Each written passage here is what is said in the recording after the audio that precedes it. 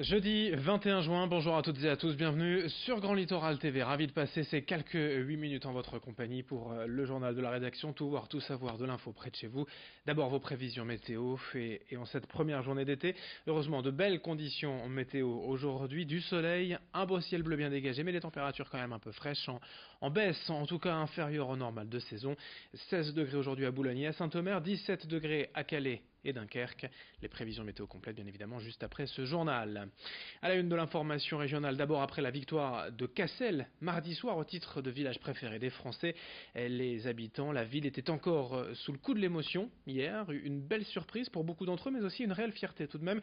Reportage sur place signé Marine Kijek.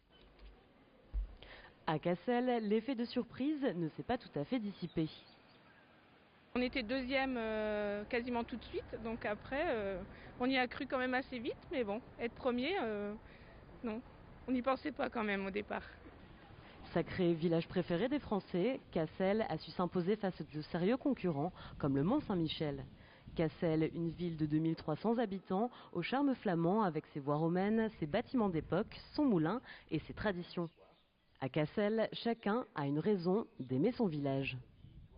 Je suis tous les jours surprise par le paysage qui est extrêmement mouvant.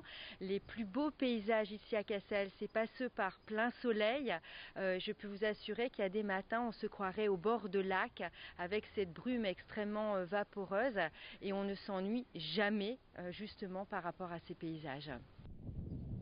Et avec un tel titre, Cassel s'attend à l'arrivée de curieux dans les semaines à venir. Une bonne nouvelle pour le tourisme.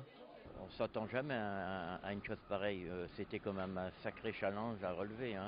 Et ça va certainement avoir un essor économique formidable. C'est quelque chose qu'il faudra prévoir pour accueillir les nouveaux touristes. Avec cette victoire, le village peut s'attendre à une fréquentation en hausse de 30%. Avec l'arrivée de la saison touristique, Cassel a certainement de beaux jours à venir.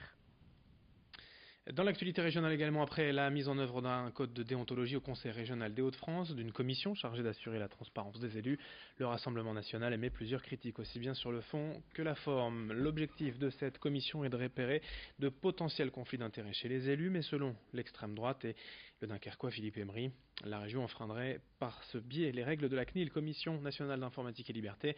Il dénonce donc une dérive totalitaire de la majorité et refuse de se plier à ces nouvelles règles. Écoutez ainsi l'élu président du groupe Rassemblement national au Conseil régional, Philippe Emery, au micro de Briogorchi.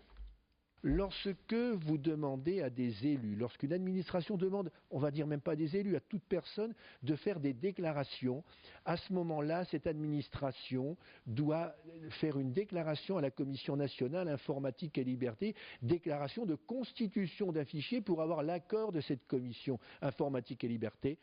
À l'évidence ou à l'apparence, M. Bertrand ne l'a pas fait et d'ailleurs, mon collègue Jean-Richard Sulzer a saisi cette haute autorité, la Commission nationale informatique et liberté, qui va donc instruire le dossier.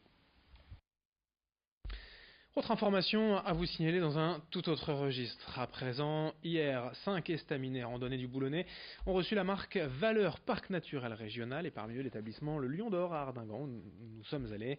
Cette marque nationale valorise les établissements du territoire, les produits du terroir. Il s'agit donc d'une reconnaissance du savoir-faire, un gage de qualité aussi des produits. Au total, ils seront 15 du Parc Naturel Régional des Caps et Marais d'Opale à recevoir cette belle distinction. Une manière de fédérer autour de valeurs régionales communes et de défendre les productions locales. Explication au micro de Marine Kijek. On travaille sur, je vais vous dire, 3-4 entrées, allez, maximum vraiment une dizaine de plats.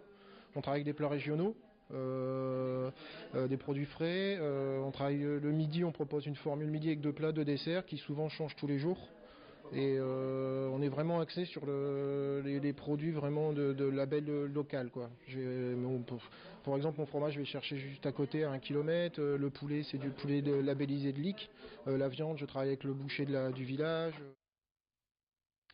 En images, nous vous présentons également la dernière innovation utilisée sur les routes du Nord. Depuis peu, le conseil départemental s'est doté d'une Bagella. Ici sur ces images, à Lone Plage, c'est une machine capable de recycler les vieux enrobés des routes pour en faire du nouveau. et le poser directement sur la chaussée. Le principe est très simple, l'enrobé usé par le trafic et les conditions climatiques est récupéré puis chauffé directement dans la machine à même le chantier et puis posé enfin suivant les procédés habituels. La qualité est la même que celle d'un enrobé classique, mais si une usine recycle d'ordinaire 15 à 20% des vieux enrobés, ici la Bagella permet d'en récupérer 100%. L'avantage est évidemment économique et pratique aussi car les équipes de la DIR peuvent ainsi intervenir partout et rapidement. Explication au micro de Corentin Escaillé.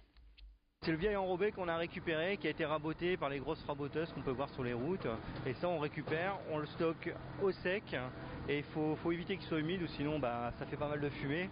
Et une fois qu'il est sec, on arrive à avoir un produit correct. Et grâce à ça, on arrive à avoir un enrobé qui nous permet de traiter en hiver ou dans les périodes où on n'a pas d'enrobé, des centrales d'enrobé. On a nous notre propre matière pour pouvoir pallier aux nids de poules en hiver ou aux déformations importantes. Donc on peut intervenir quand on veut. Et puis dans cette édition également, des images d'un jeu vidéo 100% made in Hauts-de-France. Le studio 3D Duo vient de lancer sur PC et console le jeu Epic Loon, un titre qui se veut original dans l'univers du jeu vidéo car franchement vintage. Le joueur fait évoluer des personnages prisonniers de cassettes VHS dans des décors évidemment rétro, reprenant les formes de téléviseurs à tubes cathodiques.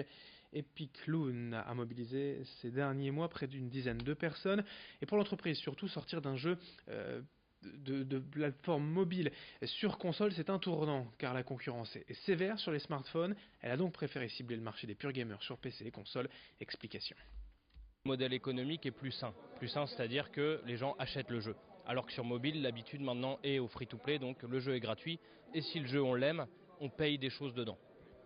Et là on a des taux de transfo, pour vous donner une idée, qui sont à 2%, donc il faut avoir des millions ou des dizaines de millions de joueurs pour gagner des sous. Alors que sur PC, console, si on vend notre jeu 15 € par exemple, nous on en vend 20 000 dans le monde entier, on a rentabilisé le jeu. Donc on n'est pas du tout sur les mêmes échelles. Le jeu Epic Loon est déjà disponible pour 15 € sur Xbox et Nintendo Switch. Il le sera en septembre sur PS4. Fin de ce journal. Merci à vous de l'avoir suivi sur Grand Littoral TV. L'info continue dans un instant. Très belle journée à toutes et à tous.